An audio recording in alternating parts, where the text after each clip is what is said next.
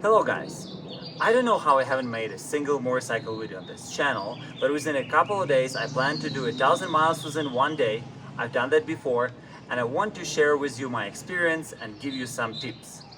Even if you don't ride motorcycle and you plan to do long trips in the car or maybe 300 or 500 miles on a motorcycle, I still believe you can get some very useful tips from this video.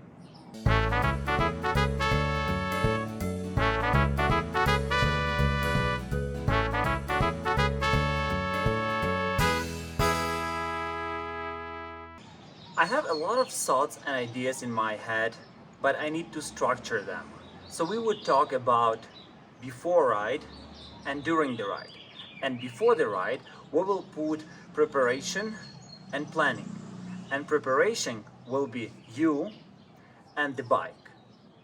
And within you, it's going to be mental preparation and physical preparation. And for the bike, it will be technical preparation and comfort. Let's start with the bike and its technical condition. If your service is due soon, better do it. If you don't have time, at least change oil and all filters. Check all you need to check: oil, brakes, cooling, tires, suspension for leaks. Check all bearings and lube your chain if you have one. Analyze and prepare the toolkit you might need, or at least take the tire plug and compressor because it really can save you on the road. Also, think about wind protection. Get a taller windscreen if you can, because taller windscreen, less wind noise. Less wind noise, you're gonna be less tired as well. Some people would add the highway pegs, mount them here or here so you can stretch your leg when you ride, but I don't like that, so I don't have ones on my bike. If you're not comfortable riding a couple hundred miles on your seat, you will definitely not be able to ride 1,000 miles on your seat, and it will be a big pain in the ass, literally. So look into the options. You can buy some other type of seats, you can buy the silicone pads. In my case, I want to try the sheepskin. Previously I've done this rides on the regular seat. It was okay, it was not that bad, but it was not great either. So now I want to try this option and I'll let you know how it is later. Try to pack all of your stuff before the ride so you don't add a lot of last moment things and then you disbalance all of your baggage. I think this is really important. Also, if you packed a lot of stuff, and usually you don't ride like that from day to day, right? So take your fully loaded bike on a couple of rides to feel how it is if you never rode like that before. Because believe me, to ride much bigger and harder bike with a lot of stuff around, it's totally different feeling than to ride like a naked bike without all of the luggage. Check all your cables, phone mounts, because in the long ride when it all flappers on the wind, it will buzzer the hell out of you. I also recommend you to clean your bike. I know you're still gonna get a ton of insects, maybe some rain on the road, a lot of dust, but believe me, to start fresh and clean on a long ride, it's priceless. Next segment, you, the rider. So let's talk about you. First of all, you should be mentally prepared for this ride, which means you need to be in the good state of mind. Because long ride you usually have to yourself. You have a lot of thoughts in your brain. You can thought through everything you want. You have a ton of time and nothing can distract you. So you should be in a good state of mind so you don't get really carried away in your problems or in the things that bother you, and you still can stay focused on the road, because this is the most important part, to be safe. Select a good time to ride. Don't put yourself in the position where you just have one day and someone is waiting for you on the other side of this 1,000 miles, or maybe you need to go to work or do something important. Give yourself a stretch of time that if something happens, you can say, okay, it's not safe to continue, I will check in the hotel and continue next day. Don't put additional pressure on yourself because it doesn't help. And the last thought for the mental preparation for the ride is actually try to imagine this ride. Try to imagine this day, how you're going, how you're doing this, what might happen on the road, how prepared you are for that. I think it also matters. Let's continue with physical preparation. I hope I don't need to tell you that if you have some serious pain or trauma, you should not try to attempt to do this ride, because it can get worse during the ride and also it can become a safety issue and you will definitely not enjoy the ride. To ride 1,000 miles, it's not easy. It's really physically challenging to sit all day long in your seat on a motorcycle and be focused on the road. These days, most of us work too much and don't sleep enough. For example, I sleep 5-6 hours, but I would really need 7-8 hours of sleep. So before this kind of rides, I usually start sleeping more a couple of days before the ride, so I can feel really well rested on the day of the ride. Your gear will play an essential role in your physical comfort during the ride. Helmet, jacket, pants, boots, gloves. Please never take on the long ride some new gear, because you don't know if that's comfortable or not. Take only the gear that you trust and you tried before. Because taking new gloves or new boots, it's like taking a new hiking boots on the long hike. It's not a wise idea. Noise canceling. It's very important for me, because if you cancel more noise, you're gonna be less tired listening for 12-14 hours for the road noise. In my case, I really like to use the silicone earplugs. I probably bought everything that I've seen online, all different type of plugs, tested all of them, and only the silicone plugs work the best for me, and they can sit in my ears for hours.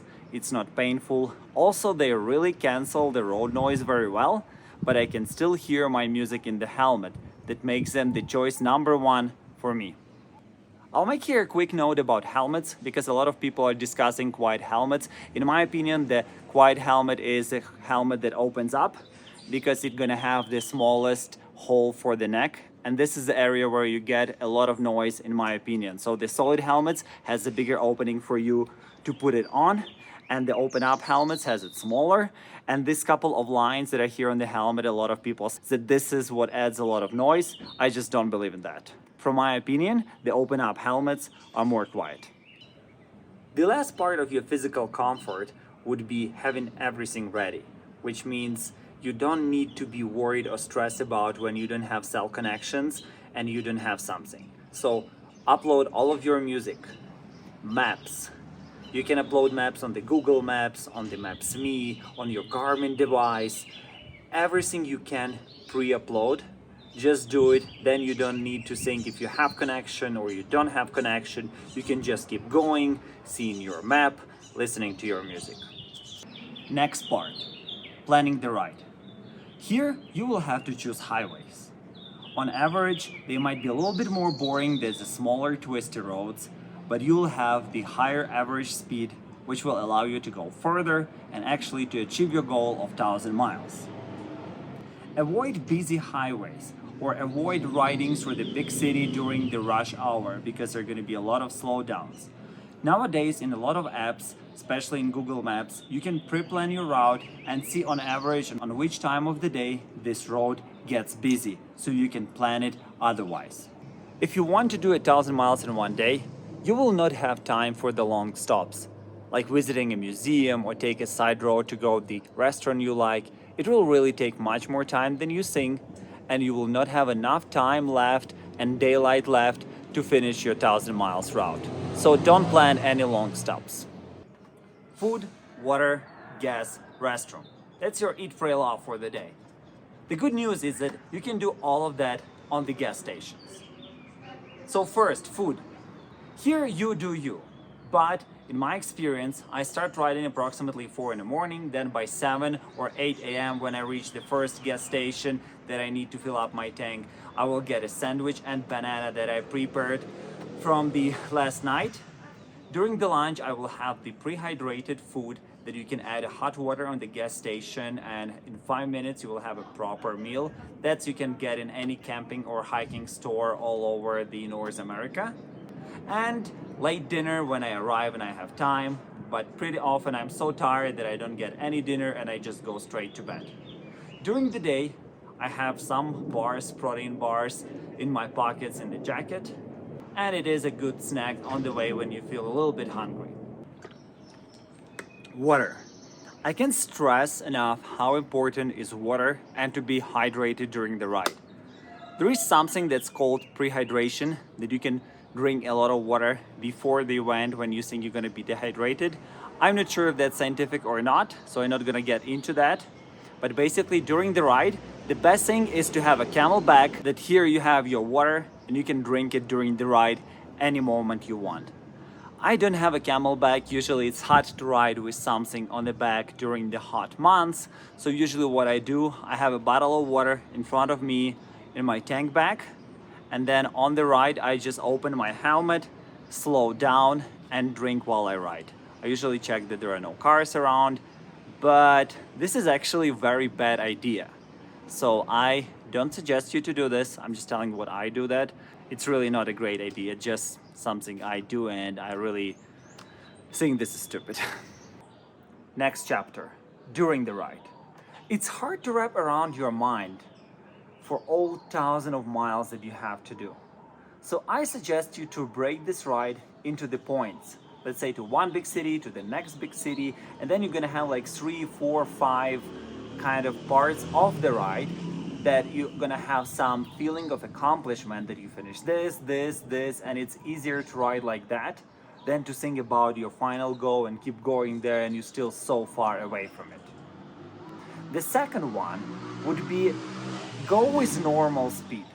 Don't try to go super fast, then go and relax. Super fast, go and relax. Your average speed would not be higher than you would just go normal speed without stops. Which brings us to the third point, stops. Try to do as little stops as possible, but as much as needed. Because you need to break, you need to rest, you need to have stops, but keep in mind that they slow you down. Number 4, on the ride, constantly check on yourself. Are you sleepy? Are you tired? Do you want to break? Do you want to change your body position? How is your mind doing? Are you concentrated? Think about what you've seen just now. Were you present during the ride? Because you have to be concentrated. It's a safe issue.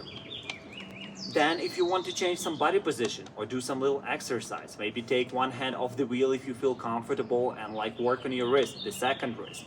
Work on your shoulders. Change your body position, move forward, backwards. Change your position of your shoulders as well. Change position of your legs. Maybe if the speed is not high, just stand up a little bit on your bike. So do these little things because your muscles get tense when you sit and you don't move. So these things also help you a little bit to move the blood in your system, and you're gonna stay awake longer and be more present during the ride. Don't push yourself too much. Like, I will rest in 1 hour, I will go there, then I will rest, I will like push it a little bit more. Don't push yourself that way. If you want to rest, find a safe place and rest, and then keep going. It's not gonna change anything if you rest right now or 1 hour from right now. Just do it wisely. Number 6, the last one here. But I will end it up on a very important note. Yes, we all love to win. We all love to be the best. We all love that feeling of accomplishment. But if you are tired, if you feel that you cannot continue going, don't do it. Stop the ride. Don't take the chances. You will have many more chances in your life to do 1,000 miles in one day, but you have only one life. So please, think about it during that hard moment when you decide, can I push a little bit more, or I'm really tired, it's gonna be a big safety issue, and I need to go to the hotel and relax and finish my ride, learn my lessons, and try it another day. Because you will always have another day to try. But if you do this big mistake, you will not have another day to try. So please, think wisely about this. And that's all I have to share with you guys. Thank you very much for watching. My name is Andriy Zhulidov. This is Poncho. He helped me film this video. So please put the thumbs up, subscribe to my channel if you like this video and you want to see more videos coming. Please let me know in the comments below if you want to see more motorcycle stuff.